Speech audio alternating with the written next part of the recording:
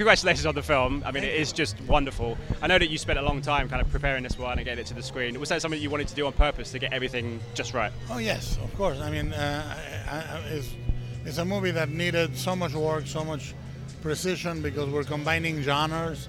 It's a comedy, it's a melodrama, it's a thriller, it's a musical, it's a creature movie, it's everything. I read a fantastic quote from you where you said when you pitched the idea to Sally Hawkins, you were drunk, and it didn't sound like you sounded any less drunk. I mean, did she kind of go with you when you told her that? Yeah. I mean, I had already told her agent I was writing it, but it's a long story.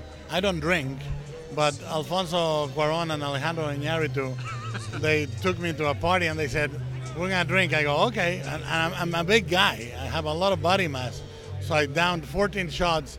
I said, "Okay, well, I'm ready. Let's go." And they said, "Oh, we're not drinking." I go, "What?" And so I was on the way to the car. I said, "I'm leaving." I was not driving. I was being driven.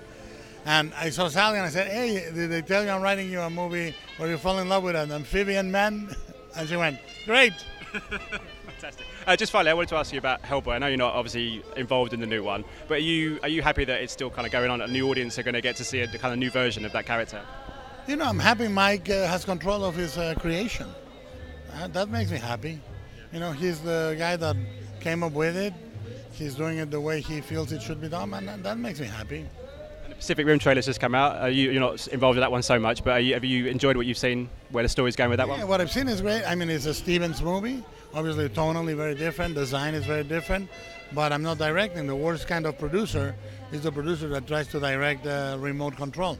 I'm making my movie. I did Shape of Water. I'm happy with it. I hope he's happy with his movie, and I think it looks pretty good. Yeah.